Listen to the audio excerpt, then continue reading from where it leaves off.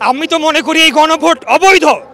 আপনারা জানেন যে বিগত 9 মাস ঐক্যমত্য কমিশনের সবগুলা দল বসলো, আলাপ আলোচনা করলো, একের পর এক রাউন্ড অফ ডিসকাশন। এখন আবার এসে সরকার বলছে যে রাজনৈতিক দলগুলোকে বসে সিদ্ধান্ত নেওয়ার জন্য, এবং এই উস্কানিতে কিছু কিছু রাজনৈতিক দল তারা নিত্য নতুন দাবি হাজির করছে, নিত্য নতুন তারা আবদার শুরু করেছে যে তাদের এটা চাই, এটা হইলে ওটা চাই, ওটা হইলে এটা চাই। তা আমি মনে করি যে গতকাল জামাতের যে একজন নায়েবে আমির, তিনি অত্যন্ত বিশ্রী ভাষায় তিনি জনগণকে হুমকি দিয়েছেন। তিনি বলেছেন আঙ্গুল সোজা না হলে আঙ্গুল বাঁকা করবেন, এবং বাঁকা করে হলেও ঘি তার চাই। তো এটা আমি মনে করি বাংলাদেশের জনগণের প্রতি একটা সরাসরি হুমকি।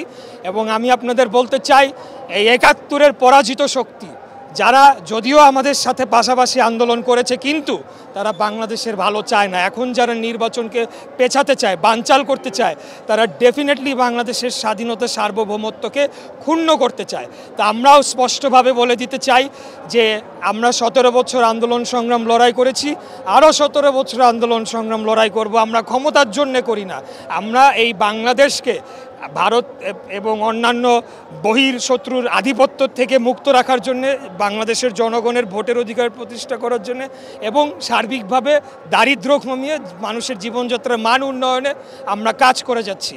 তো সেই কাজে যদি যেই বাধা হয়ে আসবে, আমার বিশ্বাস বাংলাদেশের সকল জনগণ, শুধু বিএনপি না, তাদেরকে ঘৃণাভরে প্রত্যাখ্যান করব। এবং আগামী ফেব্রুয়ারিতে নির্বাচনের বিষয়ে যদি তারা কোনো ধরনের বানচালের চেষ্টাও করে, ৭১-এর পর তাদেরকে ক্ষমা করা হয়েছিল, এবার তাদেরকে আমরা ক্ষমা করব না।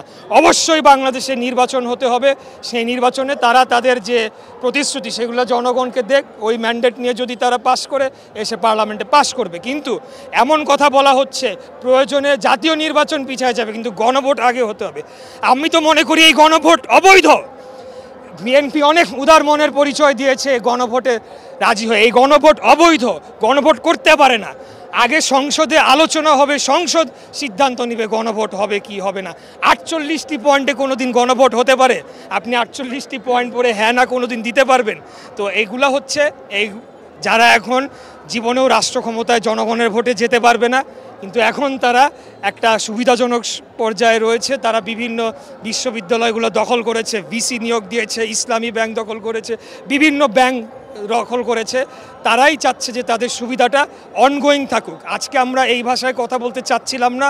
গণ অভ্যুত্থানের পক্ষের যারা আমরা শক্তিরা রয়েছি, আমাদের মধ্যে যত অনৈক্য হবে, যত বিভেদ হবে, এটার আলটিমেট বেনিফিশিয়ারি হবে আওয়ামী লীগ। তো আমি আবারও বলবো যে তারা যদি শুধু নেগোসিয়েশনের জন্য এটা করে থাকে, এই ধরনের কথা বলা বন্ধ করুক। জনগণে একটা আতঙ্ক ছড়াচ্ছে।